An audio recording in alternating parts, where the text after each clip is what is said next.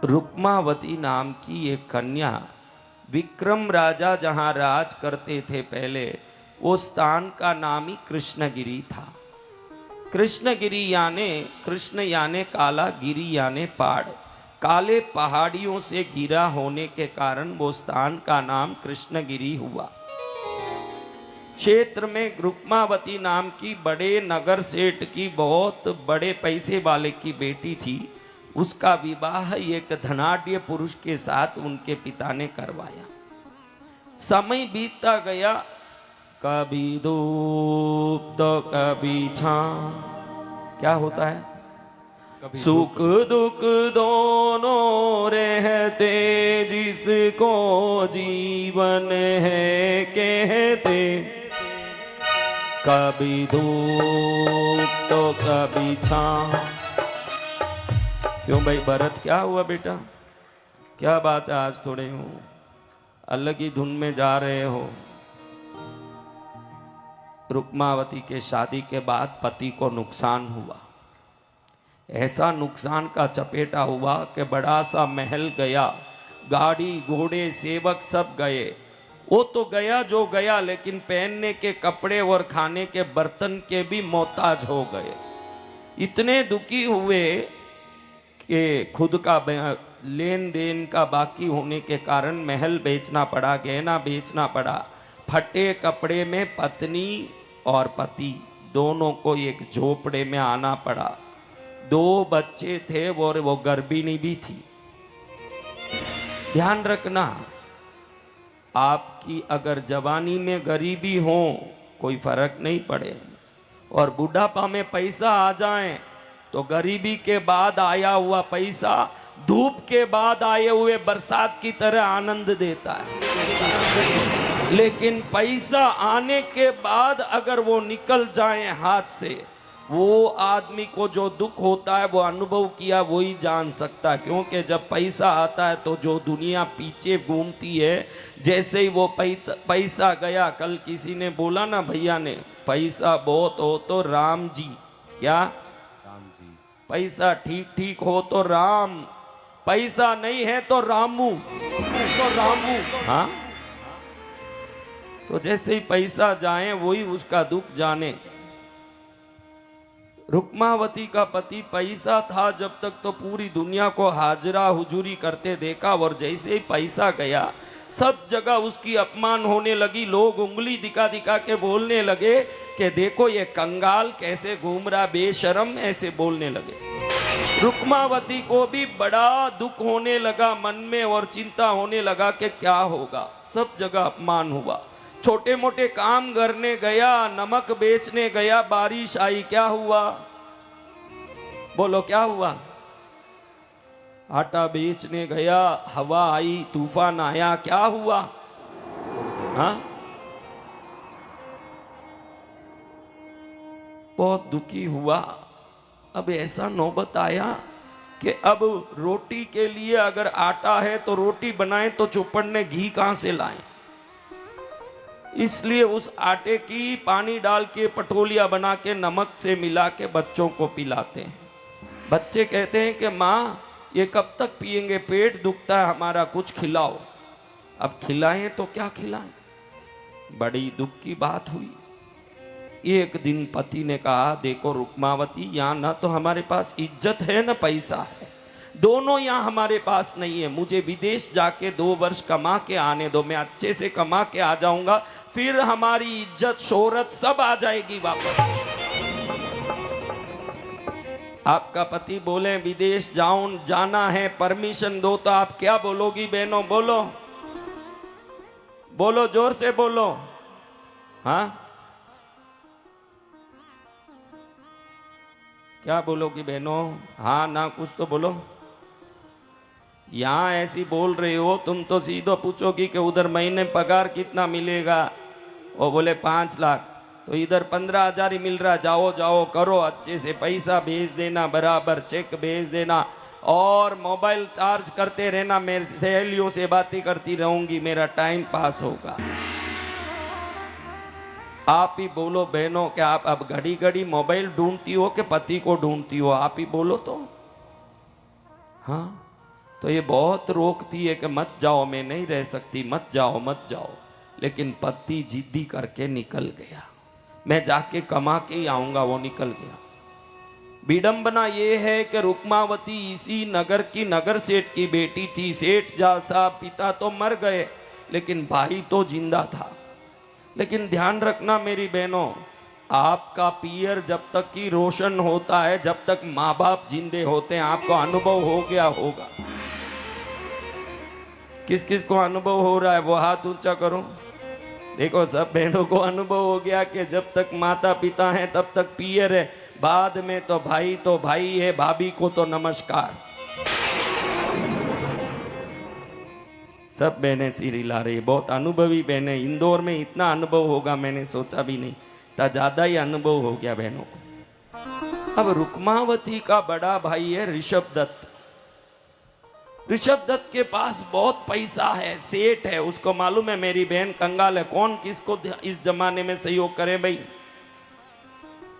एक दिन ऋषभ दत्त भोजन कर रहा है तो उसकी पत्नी ने बोला, देखो जी आप पैसे वाले हो, खूब पैसा है, नगर सेठ हो आप, राजा के बराबर आपके पास संपत्ति है, लेकिन जब तक दुनिया के लोग आपके तलवे नहीं चाटे फिर ये पैसे का क्या मजा है, क्या मजा है।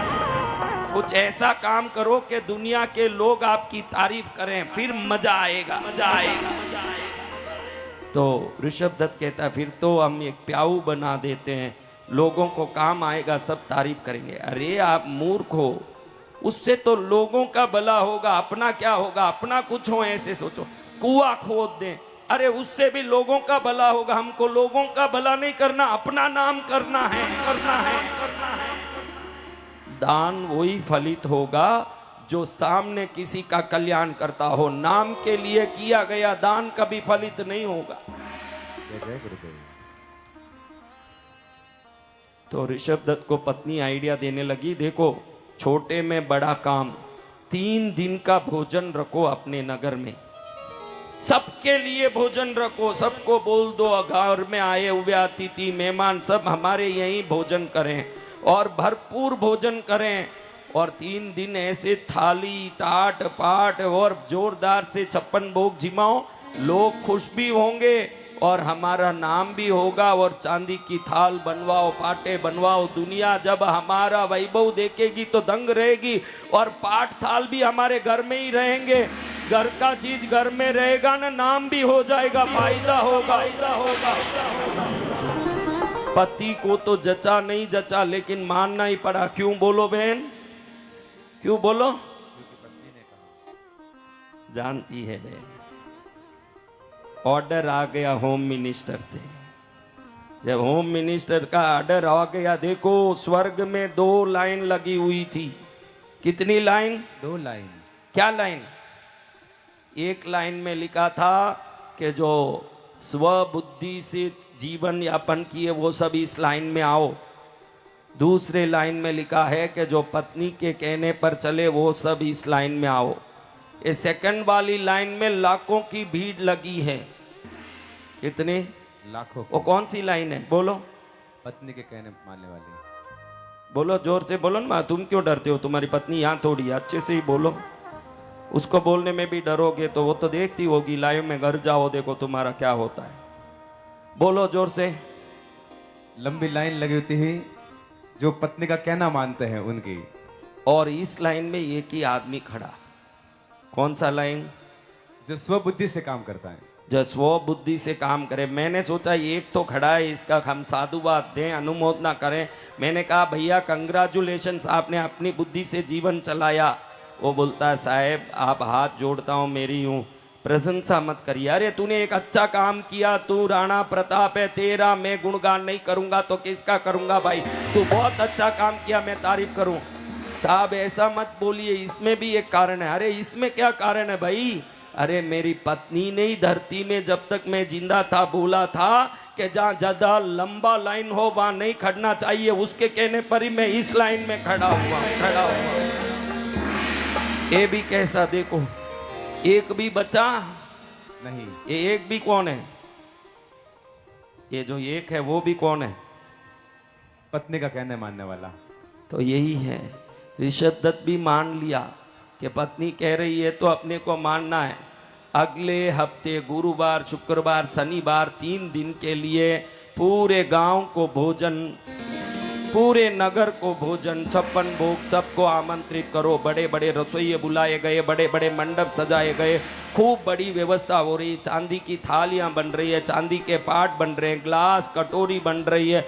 बहुत धूम से जगह जगह से रसोई आ रहे हैं, घर घर में डंडोरा पिट रहा है। सुनो सुनो नगर वासियों, नगर सेठ ऋषभ दत्त के घर में गुरुवार, शुक्रवार, शनिवार 3 दिन के लिए नगर भोज का आयोजन किया गया है। आप सब सादर सपरिवार आमंत्रित है। आपके घर में कोई मेहमान आए उनको भी लाएं, और कोई बुजुर्ग हो ना आ सके तो उनके लिए टिफिन ले जाएं। सब व्यवस्था है, हाजिर है, हाजिर है, हाजिर है।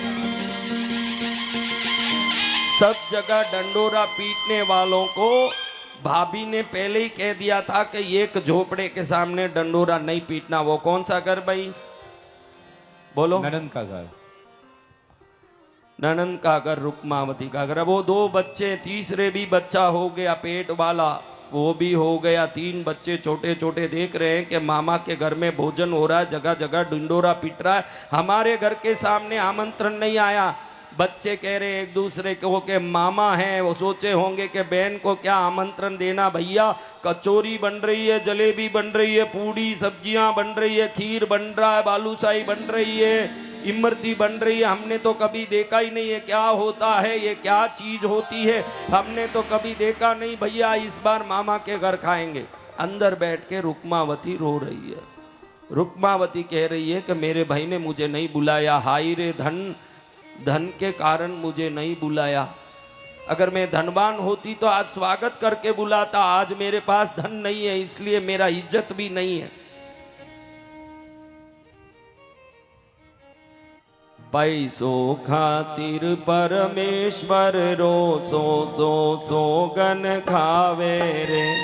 पैसों नहीं तो पत्नी भी पति ने नहीं चावे रे, के पैसों प्यारो रे, पैसों प्यारो रे, दुनिया में लागे मोहन गारो रे, के पैसों प्यारो रे।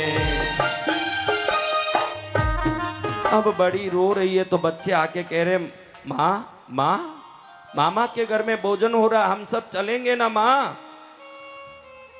बेटा वहां आमंत्रण नहीं आया, हम नहीं जाएंगे। अरे हमारे मामा हैं, वो क्या आमंत्रण देंगे, अपना घर है, चलो। जिंदगी भर कब तक पटोलिया पिएंगे, जाके 56 भोग खा के आएंगे, एक बार तो मुझे खाने दो कुछ।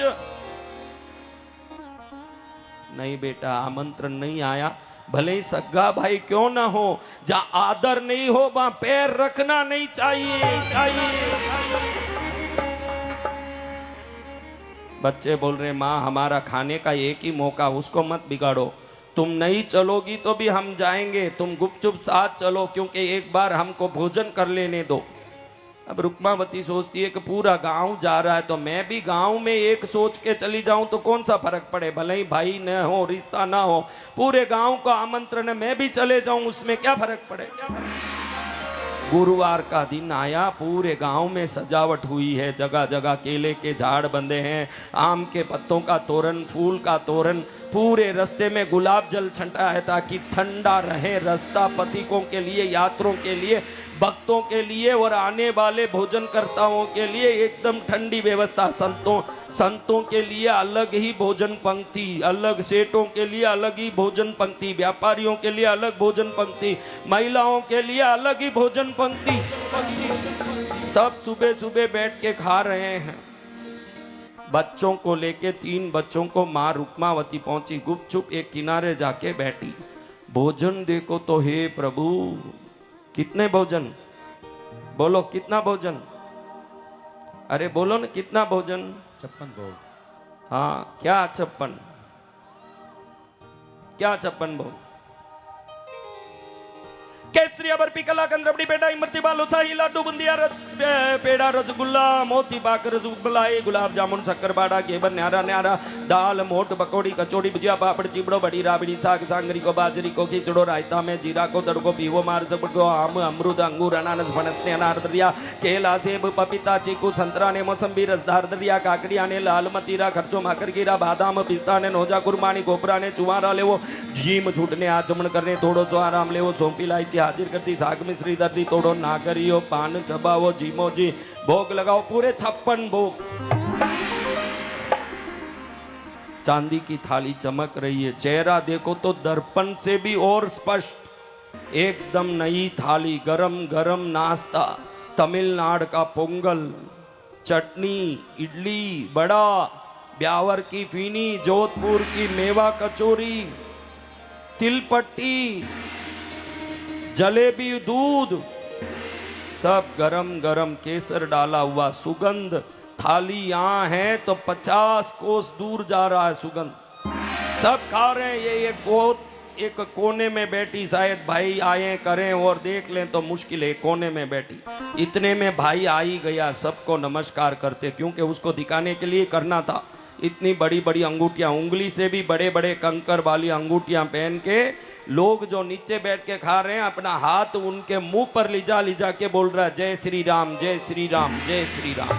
अगर ऐसे करेगा तो अंगूठी दिखेगी नहीं ना भाई, अंगूठी तो दिखाना है, इसलिए उनके मुंह के सामने हाथ ले जाके बोल रहा है जय राम जी की, जय राम जी की। अब दिखाते दिखाते चलते आए, दूर में नजर आ गया कि बहन बेटी है, कंगाल, एकदम फटे कपड़े, गंदे शरीर, मेले, उसके 3 पतले कुचले बच्चे। देखते ही आंख लाल हो गया कि नालायकिन यहाँ मेरा अपमान करने आई है, इसको निकालो यहाँ से, निकालो यहाँ से, निकालो यहाँ से। बड़ा गुस्सा आया, जोर से उसको डांटा, नालायकिन, जब मैंने पहले ही बोल दिया कि तेरे घर के सामने ना आमंत्रण नहीं देना, और बिना आमंत्रण आई, तुझे शर्म नहीं आई, शर्म नहीं आई। सुनते ही वो घबरा गई, उठ गई। बच्चे दबादब मुंह में कुछ चबा रहे थे, उठ के निकल गए तीनों बाहर, डर के मारे। बाहर आते आते रोते घर में आई, बैठी, एकदम जोर जोर से रोती है।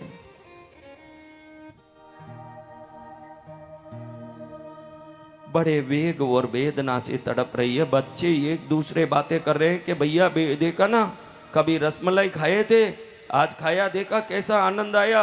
अरे रसमलाई की क्या बात करते हो भैया, गुलाब जामुन के अंदर कैसे पिस्ता रखा, किसने रखा, कैसे रखा, कैसे अंदर पिस्ता गया कुछ पता नहीं, बढ़िया पिस्ता वाला रसगुल्ला, गुलाब जामुन, बारे भैया। तीनों बात कर रहे हैं। माँ कह रही है बेटा गुपचुप सो जाओ, कल जाने की बात मत करना। माँ अगर तुम कल हमारे साथ नहीं चली तो जिस कुएं में तुम कूद के मरने की रोज बात करती हो कि पापा नहीं आए, खाने घर में पैसा नहीं, मैं मर जाऊंगी, मर जाऊंगी, जिस कुएं को दिखा के धमकाती हो, हम तीनों उसी कुएं में कूद के मर जाएंगे, मर जाएंगे। अब आप बहनों को मैं एक सवाल करता हूं, आपके सामने 2 ऑप्शन हैं। एक, आप भाई का अपमान सहन कर लो, या तीनों बच्चों को मरने दो। आप क्या करोगे बहनों, बोलो, बोलो, जोर से बोलो बहनों, सुनाई नहीं देता, तुम ऐसे बोलती हो है, उससे कुछ नहीं होगा। अच्छे जोर से बोलो कि अपमान सहन करोगी कि बच्चों को त्यागोगी, क्या करोगी। हाँ, कोई भी माँ ये सोचती है 100 अपमान सहन करूंगी, मेरा हृदय का कालजे का टुकड़ा सुरक्षित होना चाहिए। बड़ी दुखी होते हुए सोचती है कि इनको अपमान सहन करके भी जीवित रखूंगी, क्योंकि कल ये बड़े हो जाएंगे, 2 रुपया कमाएंगे, होनहार हो जाएंगे, जिंदगी वापस सुधर सकती है। आपको भी कहता हूं, जीवन में कभी जीवन मरण का प्रश्न आए ना, उस दिन ये याद रखना, वो मरण का प्रश्न उस दिन का प्रश्न है, भविष्य का प्रश्न नहीं।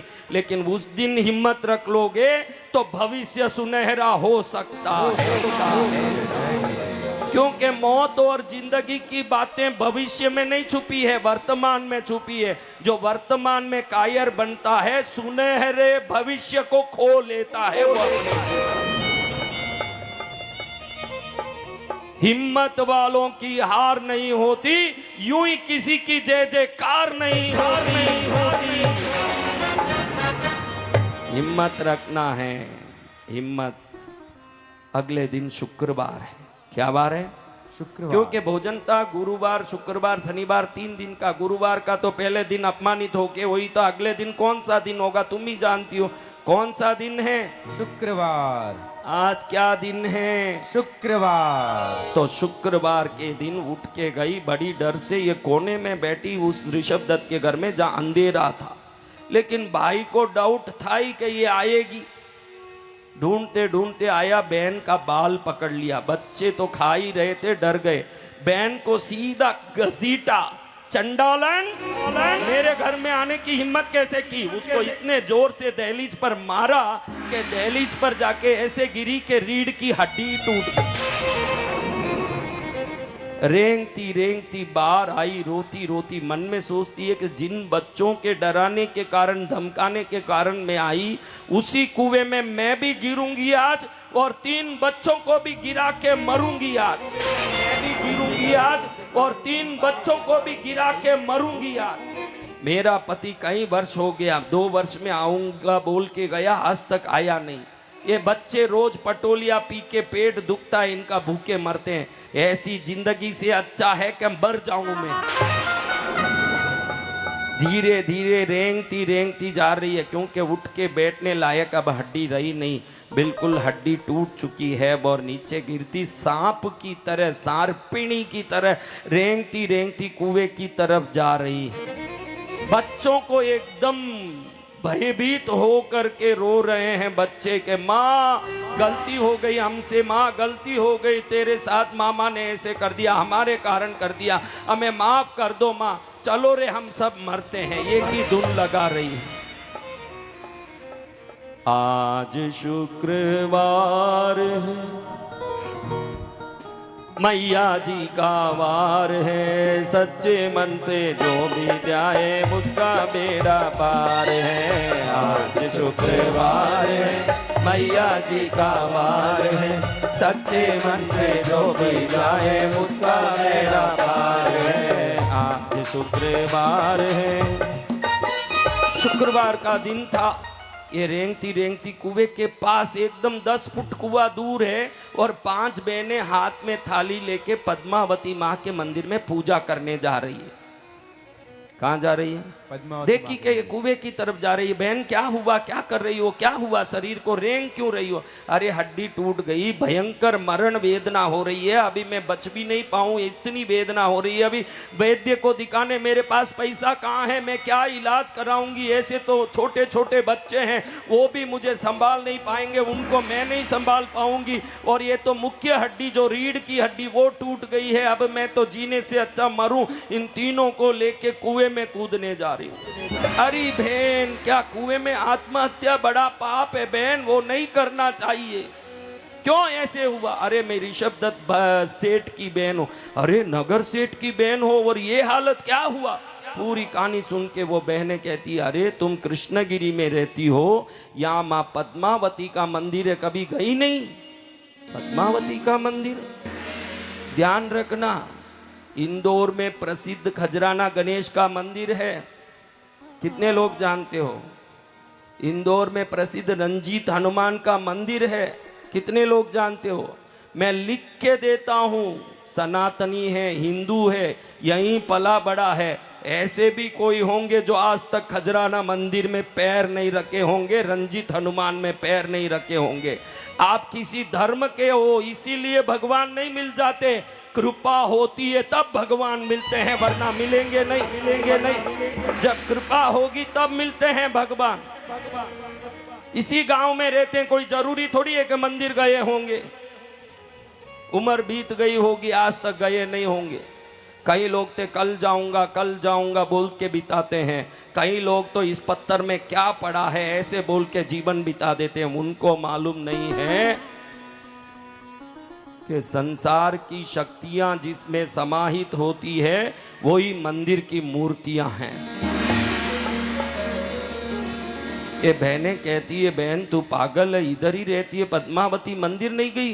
कृष्णगिरी वाली पद्मावती के चरण में तो जिसने भी आस्था से एक प्रार्थना किया उनकी 100 प्रार्थनाएं फलित हो जाती है बहन। ये बहन तू अभी तक वो काम नहीं की, यानी तू तो समझदार नहीं है। ये देखो शीला, ये है शीला, इसका पति बड़ा शराबी था और उसने 5 शुक्रवार के व्रत शुरू किए। 5वां शुक्रवार का व्रत भी पूरा नहीं हुआ और पति सुधर गया ना, आज उसका जीवन कल्याणमय हो गया। ये देखो रमा, पुत्र नहीं था इसलिए सासू ताने मारती थी, ये भी तेरे जैसे मरने तैयार हुई। और हम लोगों ने इसको समझाया कि शुक्रवार का व्रत करो, कृष्णगिरी पद्मावती का दर्शन करो। और जैसे ही उसने व्रत शुरू ही किया, तीसरे महीने ही शुभ समाचार आ गए कि वो गर्भिणी हो गई और घर में अब उसको सब राज रानी की तरह रखते हैं। हम 5 की एक कहानी है बहन, तू भी चल हमारे साथ माँ के चरण में प्रार्थना कर, सब ठीक होगा। रुक्मावती कहती है जो उठ के भी नहीं बैठ सकती है वो क्या प्रार्थना करेगी? तुम जाओ बहनों, मैं देख लूंगी मेरा रास्ता। रुक्मावती बैठी बैठी विचार करती है कि मरना ही है तो उस भगवती के चौकट में मर जाऊं, क्योंकि मैंने तो सदा किसी देवता का पूजा करना भी चाहिए ये सोचा भी नहीं। बड़े सेठ की बेटी थी, संस्कार सब था लेकिन धर्म का संस्कार नहीं आया। आपको भी मैं कहता हूँ मेरी बहनों बेटियों, आपको देख रहा हूँ इन बड़े बड़े शहरों में आपकी बच्चियाँ न बिंदी लगाती है, न ढंग के कपड़े पहनती है, टी शर्ट पहनती है, पैंट पहनती है, और कहते हैं बच्चे हैं तो क्या चलता है। जब बचपन में जो आदत डालोगे वही बड़े होने के बाद आदत बनने वाले हैं। आदत बचपन से शुरू होता है बहनों। तो रुक्मावती मन में सोचती है कि वहीं जाके मरूं। बच्चों को लेती रेंगती जा रही है।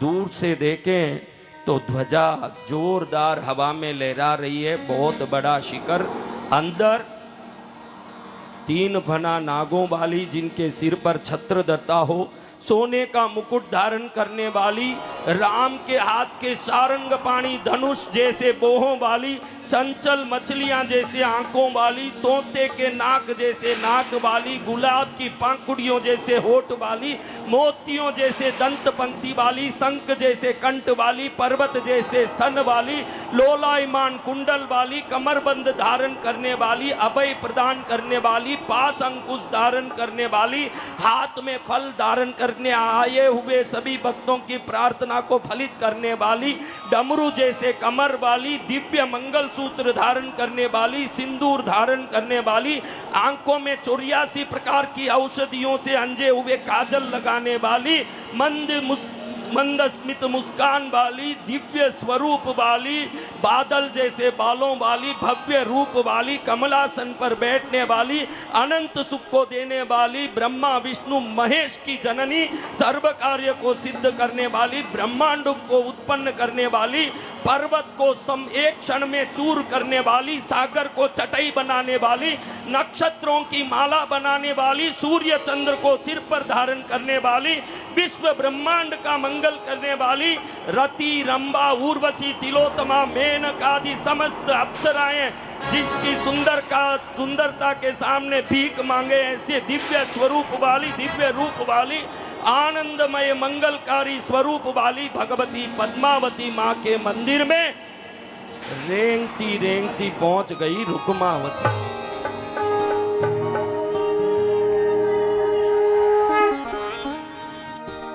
अंदर माँ को देख के सोचती है मर जाऊंगी, जिंदगी में क्या पड़ा है। एकदम दुखी होकर के सोचती है कि सिर फोड़ूं। सीढ़ियों से देख रही है कि भगवती का विग्रह उसको देख के हंस रहा है। आओ आओ संसार के सभी प्राणियों मेरे पास आओ, संसार भी मैंने ही बनाया है, तुमको भी मैंने ही बनाया है। मेरी जिम्मेदारी है कि तुम सबको सुख दूं, तुम चिंता मत करो, मैं हूं तुम्हारे हूं। संसार को दिव्य संदेश देने वाली भगवती जगदम्बिका महामाया पराशक्ति बैठ के आशीर्वाद दे रही है। रुक्मावती सोच रही है कि यहीं प्राण त्यागूं।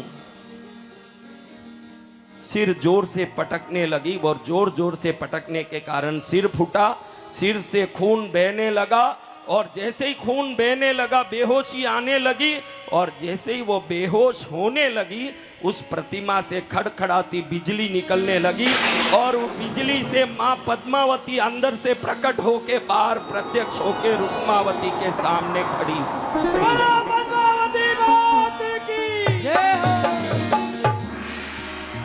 माँ जोर जोर से हंसने लगी और हंसती हंसती रुक्मावती को देख के हाथ उठाया, हाथ में से ज्योति निकलने लगी। वो ज्योति वो फटे सिर पर जाके ठहरा। जैसे ही ज्योति पड़ी फटा सिर एक हो गया, गंदा शरीर स्वच्छ हो गया और मेले शरीर में से सुगंध निकलने लगे, फटे कपड़े जरी के हो गए। रुक्मावती 16 श्रृंगार युक्त दिव्य युवती हो गई और खड़ी हो गई और सामने देखती है तो साक्षात माँ खड़ी है उसके सामने। बोलो पद्मावती मात की। सभी बच्चे भी एकदम सुंदर हो गए। जो छोटे छोटे गंदे बच्चे थे सबके टोपी चैन विभिन्न प्रकार के आभूषण शरीर में आ गए और बच्चे सुंदर हो गए। बच्चे जैसे किसी सेठ के बच्चे जैसे रूपमान हो गए। रुक्मावती कहती है माँ, और माँ कहती है रुक्मावती तुमने मेरे मंदिर में कभी पैर तक नहीं रखा, न कभी एक बार आके दर्शन तक नहीं किया। हिम्मत कैसे हुई तुमको मेरे मंदिर में आके प्राण त्यागने की? लेकिन आज तुम्हारे सामने मैं प्रकट इसलिए हुई, दुनिया को मालूम पड़ना चाहिए कि 33 कोटि देवता भक्ति के बाद आशीर्वाद देते हैं। ये पद्मावती नास्तिक को भी आशीर्वाद देने की ताकत रखती है। ये पद्मावती जगदम्बिका है जो नास्तिकों को भी आशीर्वाद दे सकती है। पद्मावती जगदम्बिका। दुनिया को मालूम पड़ना चाहिए कि पद्मावती वो शक्ति है जो अवांछनीय तत्व को भी वांछनीय फल प्रदान करती है। जा मेरा आशीर्वाद है, पैसे वालों कोई पैसे का अधिकार नहीं है। मैं जिस पर प्रसन्न हो जाती हूँ वो सब माला माल होते हैं संसार। इसलिए आज से तू भी रानी होगी। जिस जगह तेरा झोपड़ा था वहां 7 मंजिला महल होगा और हर मंजिल में 10,000 कमरे होंगे। कुल 70,000 कमरों की तुम मालकिन होगी और 7 लाख रथें और 14 लाख घोड़े उस रथ में गूंथे होंगे। 7 लाख नाग कन्याएं तब जब तक तुम जीवित हो तुम्हारी सेविकाएं बन के सेवा करेगी। दुनिया को मालूम पड़ना चाहिए कि जो पद्मावती का चरण पकड़ लेते हैं वो रंक भी राजा हो जाते हैं।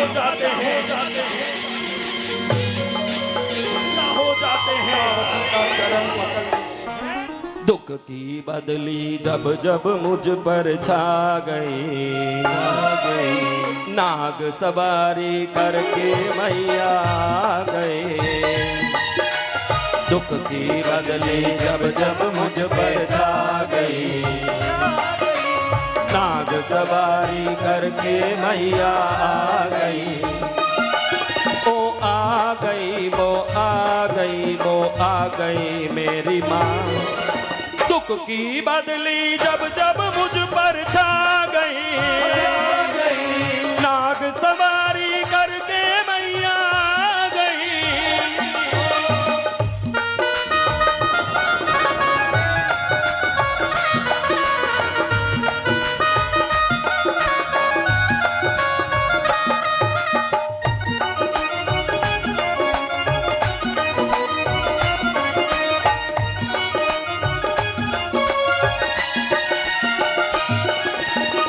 जब संकट छाया है माँ ने मुझे बचाया है। जब जब संकट छाया है माँ ने मुझे बचाया है।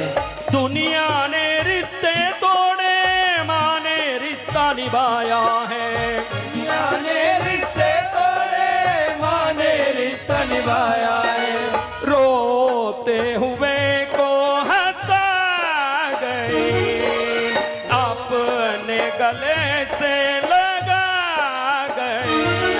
वो आ गई, वो आ गई, वो आ गई मेरी माँ। दुख की बदली जब जब मुझ पर छा गई, नाग सवारी करके मैया गई। दुर्गा सप्तशती की 6ठी अध्याय की पद्मावती ने एक क्षण में उसको निहाल किया जो कभी उनके मंदिर में पैर तक नहीं रखी थी। पत्थर ने पानी करे स्याही करे सफेद, पत्थर ने पानी करे स्याही करे सफेद रंग ने राजा करे मैया भाव रखे नहीं बे कहीं बे कहीं। ऐसी माँ ने निहाल किया। रुक्मावती खुद को देखती है, जो शरीर गंदा मेला था, जैसे कोई तिलोत्तमा मेनका रंबा उर्वशी अप्सरा हो, ऐसे शरीर चमक रहा है। जैसे बाहर निकलती है तो लाइन से रथें खड़े हैं, कई योजन दूर 7 लाख रथ खड़े हैं। कितने? 7 लाख। 14 लाख घोड़े, हर रथ पर 2 घोड़े। हर रथ पर कितने घोड़े? 2 घोड़े। कहीं जगह हो तो बैठा हो या बैठ जाओ, गेट के पास भी बैठ जाओ, आप लोग बैठ जाओ, वहीं खड़े मत रहो, पीछे वालों को दिखेगा। थोड़े गेट के पास वाले बैठ जाओ, वहीं बैठ जाइए। मेन गेट पर भी बैठ जाइए, वहीं बैठ जाइए। थोड़ा आना जाना मत करिए, बैठ जाइए शांति से। अब रुक्मावती अपने घर जाती है तो जहां झोपड़ा था वो क्या हो गया है? महल। बोलो बहनों, माँ की भक्ति करो, आपके झोपड़े में महल हो जाएंगे। जय जय माँ। इरादे तो लाख बनते हैं, वर बन के बिगड़ जाते हैं। भाग्यशाली कृष्णगिरी। क्या हुआ भरत बेटा, क्या हुआ तुझे? क्या ऐसे करता है? इरादे तो लाख बनते हैं, वर बन के बिगड़ जाते हैं। भाग्यशाली कृष्णगिरी आते हैं, बाकी घर में पड़े रह जाते हैं। भर दे झोली मेरी ओ माता। कौन नवरात्रि में झोली भरना चाहता है? हम सभी। भर दे झोली मेरी ओ माता, लौट कर अब ना जाऊंगा खाली। भर दो झोली मेरी माता, लौट कर मैं ना जाऊंगा खाली। भर दे झोली, भर दे झोली।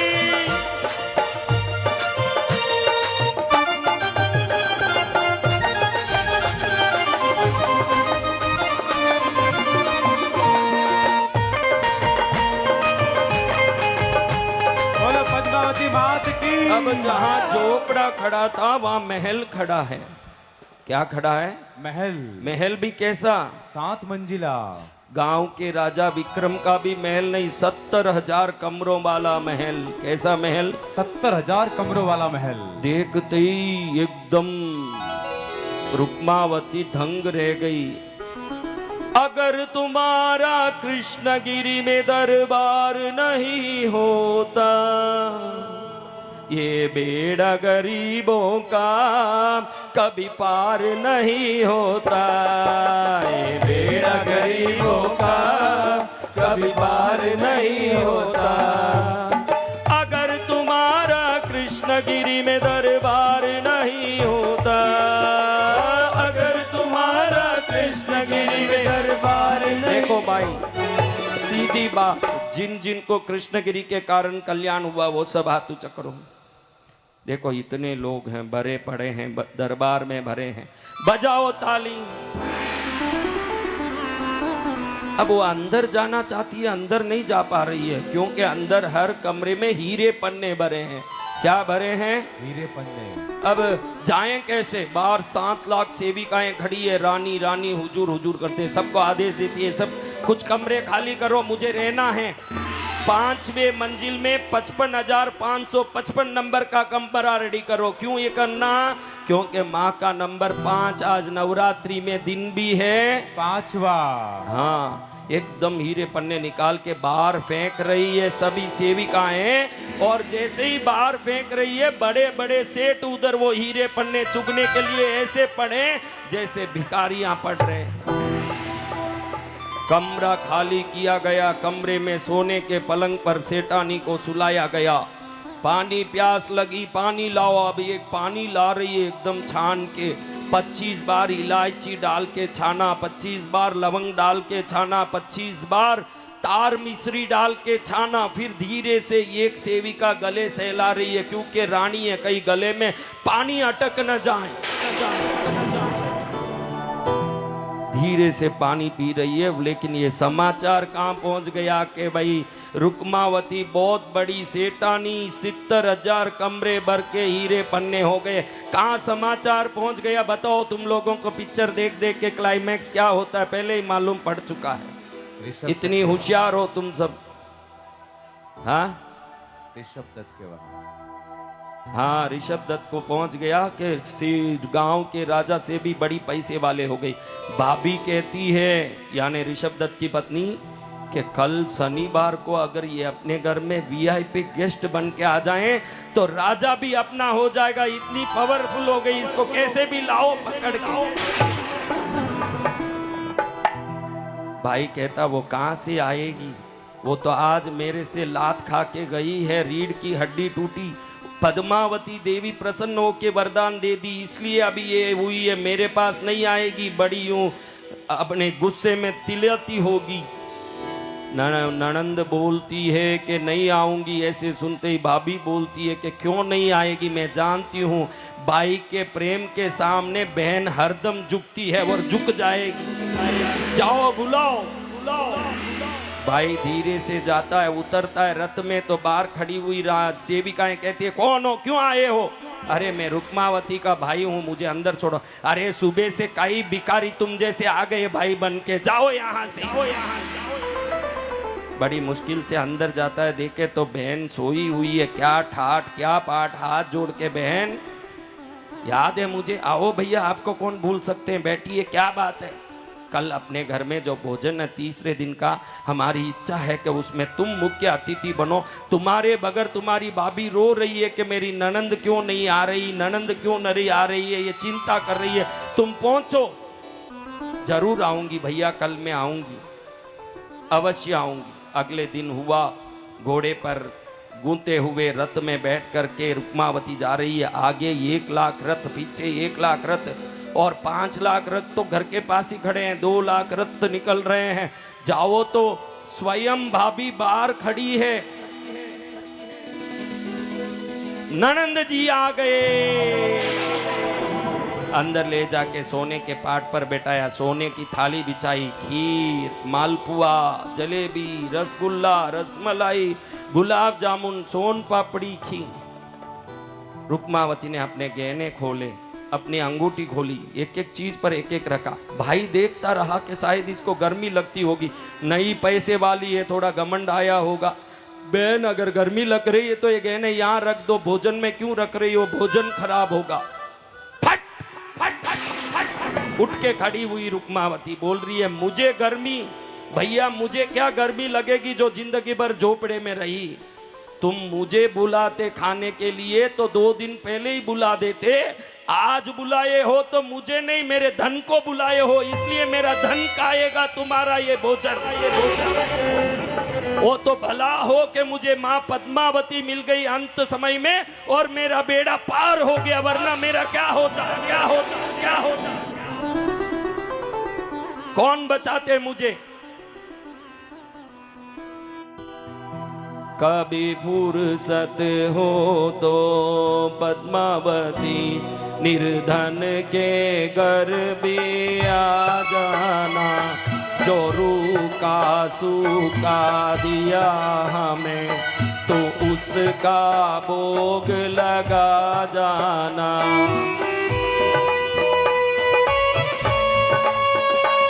अब इतनी बड़ी सेठानी का तेवर देख के भाई डर गया। क्षमा करो बहन, गलती हो गई, क्षमा करो, हमने गलती की, पैसे के घमंड में हमने तेरी इज्जत नहीं की। लेकिन अब हम समझ गए कि जिसके पास पद्मावती की कृपा होगी उसको संसार में कोई नहीं हरा सकता। ये बात कर ही रहे हैं, उसी समय 12 साल पहले 2 साल के लिए बोल के गया हुआ पति रुक्मावती को ढूंढते ढूंढते वापस पहुंच गया। पति पत्नी परिवार भाई बहन सब वहां खड़े हैं। उसी समय मां पद्मावती वहां प्रकट हुई। पद्मावती मां उन भक्तों को सामने दर्शन देती हुई कहती है, मेरे भक्तों, जाने अनजाने में तुमने जो भी गलती की सबको मैं क्षमा करती हूँ। तुम रुक्मावती, तुम्हारी इस गरीबी की अंत की कथा को जो भी शुक्रवार के दिन याद करेगा और जो बोलेगा कि माँ रुक्मावती पर जैसी कृपा की मुझ पर भी करो, ऐसे जो 5 शुक्रवार 16 शुक्रवार बोल के जो भी मेरी व्रत करेंगे, निश्चित रुक्मावती की तरह वो भी आशीर्वाद मेरे से प्राप्त। जय जय माँ। जिस जगह रुक्मावती को माँ ने प्रत्यक्ष दर्शन दिया, जहाँ जो मंदिर था, उस मंदिर के बारे में मुझे बहुत सपने आते थे। नाग दिखाई देते थे, घड़ी घड़ी बोलते थे कि इधर आओ इधर आओ इधर आओ। मैं ऐसे सोचता कि कहाँ है ये मंदिर। बाद में एक दिन वो दोनों नागों ने वो स्थान बताया मुझे सपने में, जहाँ मैं गया वहाँ उस मंदिर को और वो नाग बिल को मैंने पाया। माँ के आदेश अनुसार फिर मैं हिमालय गया, विंध्याचल काशी में कुछ साधनाएं की। उसके बाद माँ ने उस स्थान में अपनी स्थापना की कथा बताई और वो जगह वापस पुनर्जीवित हुआ जो पहले रुक्मावती को माँ पद्मावती ने दर्शन दिया था। आज जिस जगह रुक्मावती को पद्मावती ने दर्शन दिया था, वही जगह पर ये माँ का मंदिर है, जहाँ कृष्णगिरी शक्तिपीठ में पद्मावती माँ का दिव्य स्थान माना जाता है। जहाँ नाग का वो बिल है जिसमें 40 बड़े बड़े जीवित नाग रहते हैं और परिसर में घूमते हैं। इन नागों की शक्ति इतनी है कि इस नाग बिल के सामने कोई प्रार्थना कर ले, उसकी प्रार्थना आज तक तो निष्फल नहीं हुई न कल भी निष्फल होने वाली नहीं। आपको भी श्रद्धा हो तो सामने स्टॉल बनी हुई है, उल्लू के पंडाल के आगे कार्यालय है। एक माँ पद्मावती का फोटो ले जाके घर में रख के उसकी पूजा करके देखो।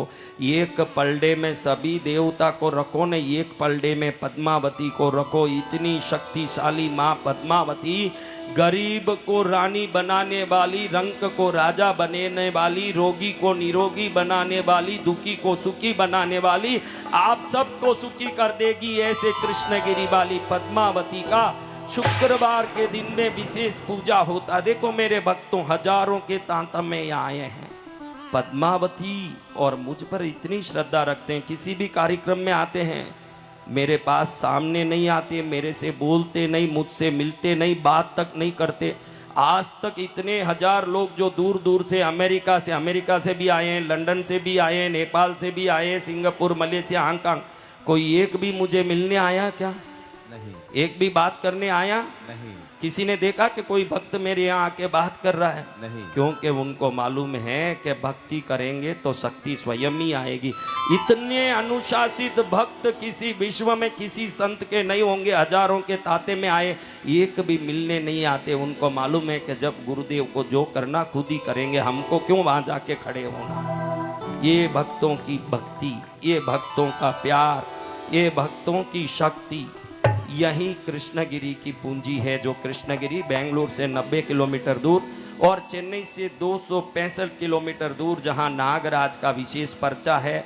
मैंने 2004 में एक साधना की थी। पहले माँ का ये प्राचीन मंदिर ही था, लेकिन मैं जब 2004 में 240 दिन की मौन साधना किया, उस मौन साधना के समय माँ ने अपने 23 रूप में मुझे आज्ञा चक्र में दर्शन दिए। जिन जिन 23 रूप को मैंने देखा, वो 23 रूपों के मंदिर बनाए, जो 2 करोड़ कांच के टुकड़ों से और शुद्ध सोने से बना हुआ मंदिर है, जो गिनीज वर्ल्ड बुक में विश्व का सबसे बड़ा कांच के मंदिर के रूप में 2 करोड़ कांच के टुकड़ों से बना भव्य मंदिर है। अब वहाँ 421 फुट ऊंचा भव्य मंदिर भी बन रहा है।